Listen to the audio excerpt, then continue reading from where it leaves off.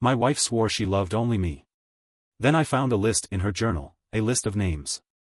I thought they were old friends. Until I realized they were lovers. I added one more name to the list, my own.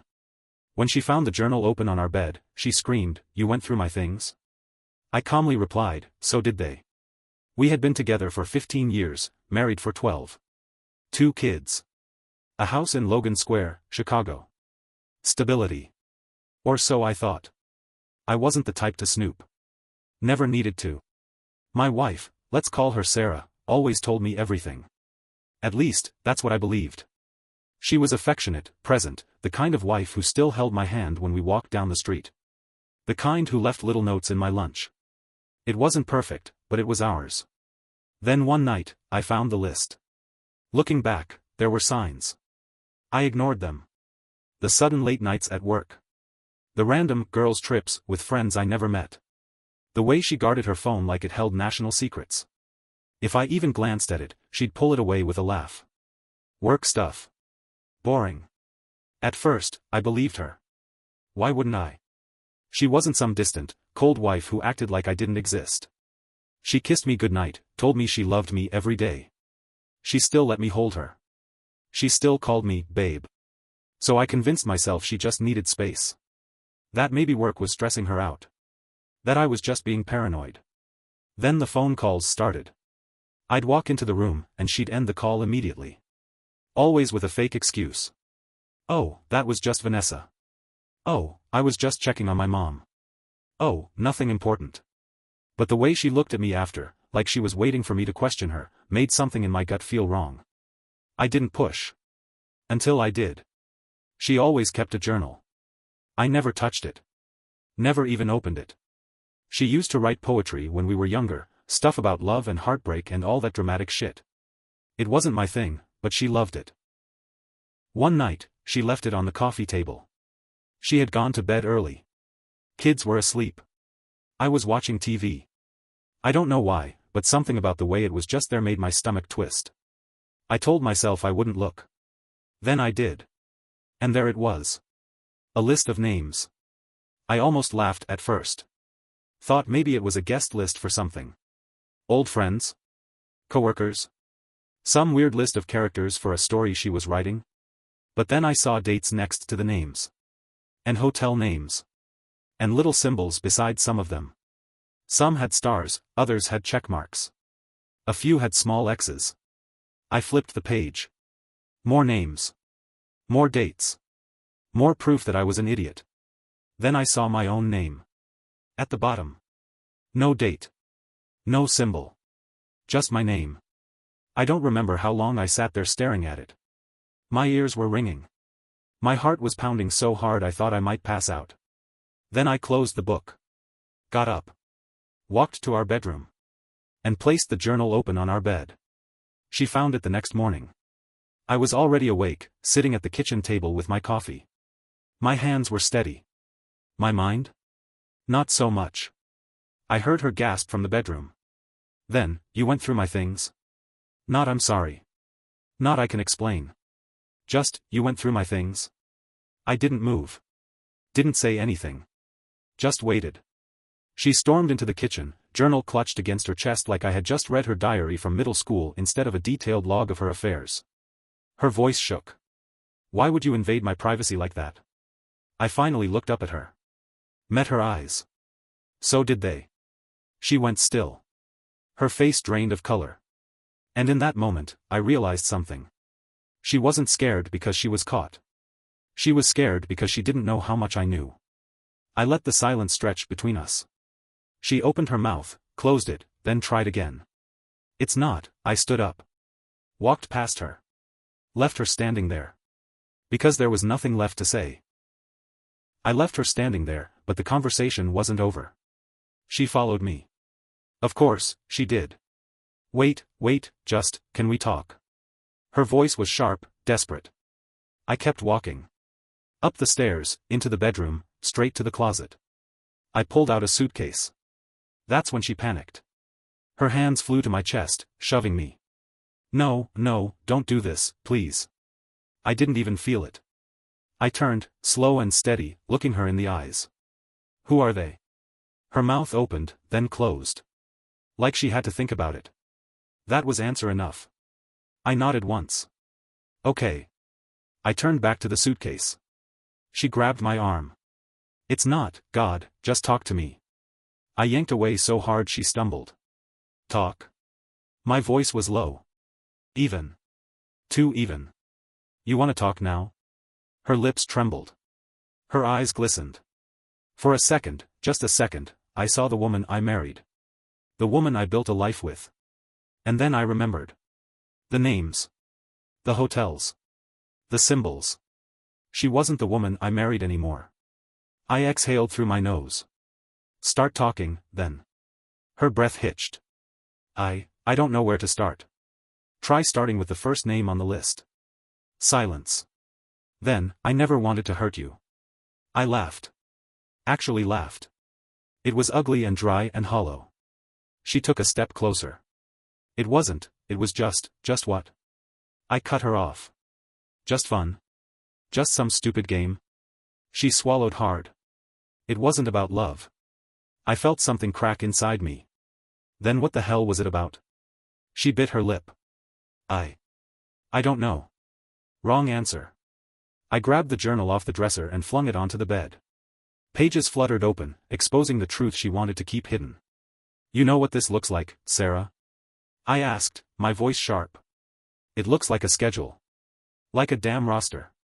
She flinched. And that's when I saw it. She wasn't sorry she did it. She was sorry I found out. She sat down on the edge of the bed, hands clutching her lap. Her breathing was shallow, her shoulders stiff. Then she spoke. I never planned for this to happen. I crossed my arms. You don't accidentally sleep with a dozen men. Her face twisted, and I realized she hated me in that moment. For not making this easier. For not crumbling. For not letting her spin the story in a way that saved her. She took a deep breath. It started, years ago. Before the kids. I felt my stomach drop. Before the kids. So, what? My entire marriage was a lie? I kept my face blank. She wrung her hands. I don't know why. I felt like I was losing myself. Like I wasn't me anymore. And then it just kept happening. I couldn't stop. Couldn't? I echoed. Or wouldn't. Her eyes flashed. There it was. The anger. She wasn't crying because she was guilty. She was crying because she was caught. I should have left right then. Should have walked out, slammed the door, let the lawyers handle the rest. But then, her phone buzzed. She froze. I saw the color drain from her face. Saw her hands shake just a little. And I knew. One of them was still calling. Slowly, I reached for her phone on the nightstand. She lunged for it. I grabbed it first. The screen was still on. A text. From a number I didn't recognize. Morning, beautiful. Can't stop thinking about last night. Let me know when he's gone. I looked at her. Her lips parted, but no sound came out. I turned the phone toward her. Who's this? She blinked fast, like she could wish this away. Like she could pretend she hadn't just been exposed. Then she whispered, you weren't supposed to see that. That was it. Not, it's over. Not, I love you. Not, he doesn't matter. Just, you weren't supposed to see that. I had nothing left to say. I turned. Walked out. She didn't try to stop me. I walked out of the bedroom. Not out of the house. Not yet. My hands were shaking. My heart was hammering in my chest, but my mind? Clear. I wasn't about to storm out like some betrayed idiot while she stayed here, hiding things. Lying. No, I needed more. Because something wasn't adding up. The list in her journal had names going back years. But this text? This wasn't years ago. This was last night. While I was sleeping next to her. I turned back around. Sarah was still sitting on the edge of the bed, her hands clenched so tightly they were white. She looked up at me, eyes glassy. Who is he? I asked, holding up the phone. This one. The one from last night. Her mouth opened, then closed. Her chest rose and fell. She looked like she was about to cry again. I had no patience for it. Say his name. She let out a slow breath. Then, finally, Daniel. I didn't know a Daniel. I swallowed hard. How long? She hesitated. Then, barely above a whisper, a few months. Liar. I could feel it. I had spent 12 years with this woman. I knew when she was holding back. I pressed. How do you know him? She licked her lips. From work. I stared at her. You don't have a job, Sarah. And there it was. The crack in her story. Her breath hitched. I mean, he's just someone I met, where? Her fingers twitched in her lap. Her knee bounced. She looked at the floor. Then she lied again. A coffee shop. I let the silence stretch between us. She wasn't stupid. She knew I didn't believe her. She sniffed and wiped her eyes. Look, I messed up. I know I did. But it doesn't change what we have. I laughed. Not because it was funny, because it was insane. What we have? I shook my head. Sarah, you have a spreadsheet of affairs. How many names are on that list? 20? More? She looked away. I clenched my jaw. How many, Sarah? She exhaled shakily. Then, barely above a whisper, 32. A sharp, cold numbness settled in my chest. 32. 32 people who touched my wife. Kissed her. Slept in hotel beds with her. And I never knew. I should have left. I should have picked up my keys and walked out the door. But then she said something that made my stomach drop. They weren't all random. I stared at her. What?